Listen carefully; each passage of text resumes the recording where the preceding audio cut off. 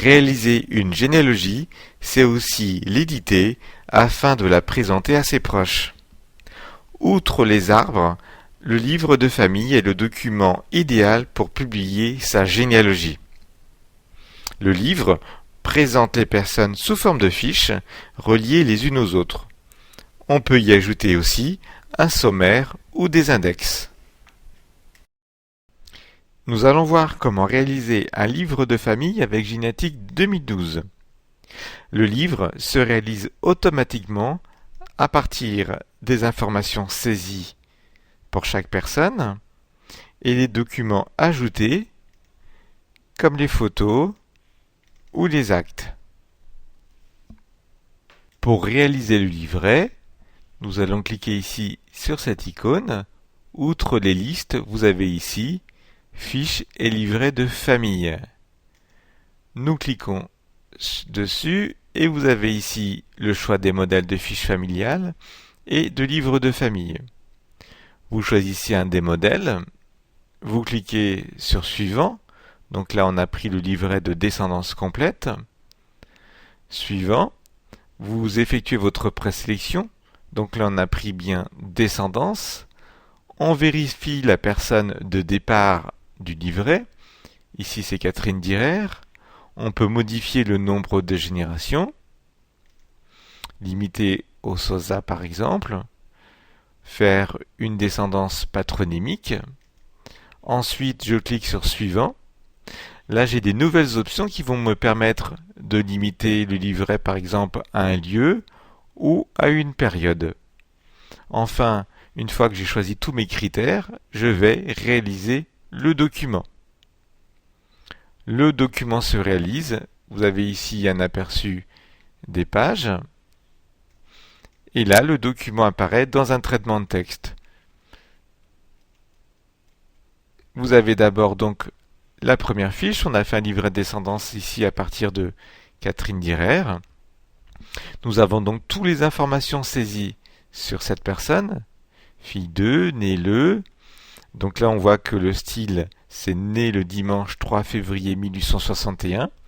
Même si on a saisi dans sa fiche né le 03-02 1861, le logiciel là met directement la date en clair avec le jour. Outre les informations saisies comme les personnes citées, les notes, les sources, eh bien vous allez avoir les documents que vous avez associés à la personne. La signature, ici son acte de naissance. Catherine Direr a la fiche numéro 1. C'est un livret de descendance. Ici on voit qu'elle a 3 enfants. Et ici on a Jean Dessieux, Paul, Henriette. Eh bien la fiche de Jean, c'est la fiche numéro 2. On a donc un renvoi vers la fiche numéro 2 pour avoir la fiche de son fils. Donc Jean Dessieux, voilà, il est bien fils de Catherine Direr numéro 1. Ici j'ai Claude qui a une fiche, c'est le numéro 3. Et je peux donc aller voir la fiche numéro 3.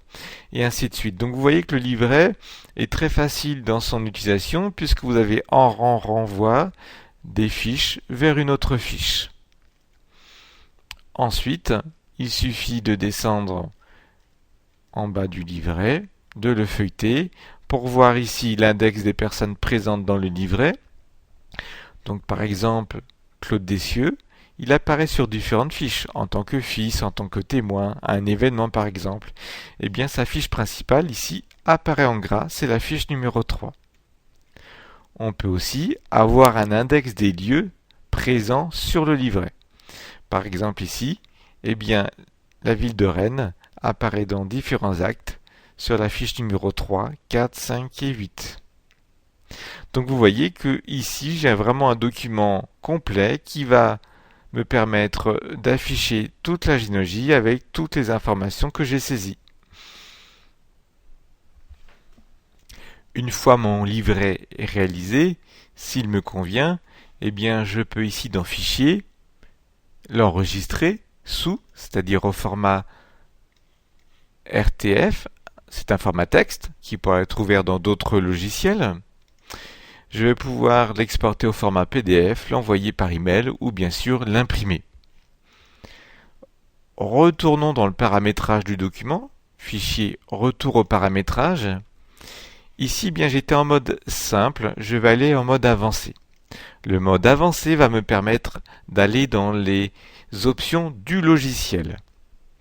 Ici, dans paramétrage avancé, je peux aller par exemple dans mise en forme pour voir donc s'il y a un cadre, les caractères de frise pour séparer chaque personne.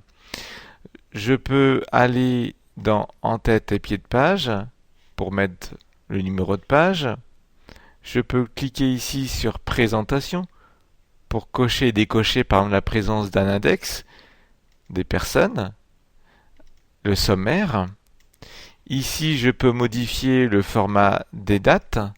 Par exemple, ici, au lieu du mercredi 10 février, je peux choisir d'afficher simplement ici le 10.02.1993. Donc j'ai différents styles disponibles pour les dates et les lieux aussi.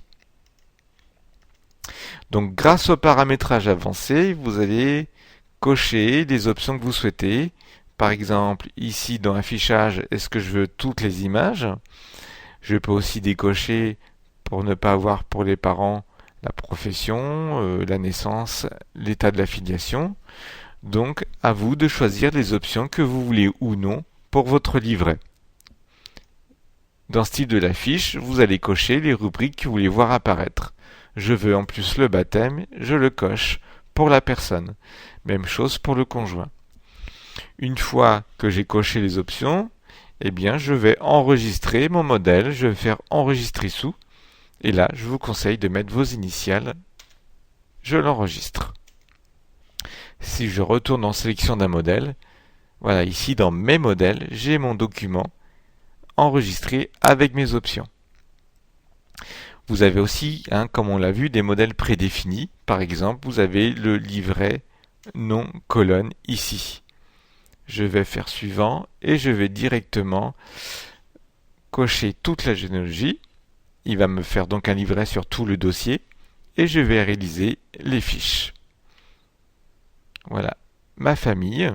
Et j'ai ici, nom par nom, chaque personne est en colonne. On va faire un petit aperçu. Ma famille. Le titre est modifiable, puisqu'après je suis dans un traitement texte, donc je peux tout modifier. Et j'ai ici, voilà, en colonne, chaque individu présent dans le livret, avec toujours, si je le souhaite, à la fin, un index ou non. Donc là, par exemple, je n'ai pas d'index. Donc je vais fermer l'aperçu, fichier, retour au paramétrage. Dans paramétrage avancé, je vais cliquer ici sur général et je vais cocher index des personnes du livret et index des lieux. Je vais enregistrer sous et je vais enregistrer ce modèle avec mes initiales. Voilà, mon modèle est conservé. Et je vais réaliser les fiches.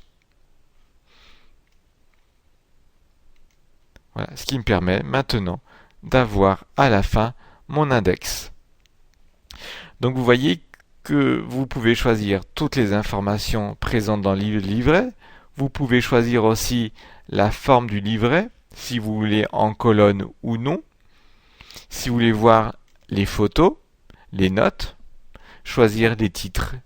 Donc vous avez vraiment un livret modifiable et personnalisable pour pouvoir réaliser le document pour présenter votre généalogie.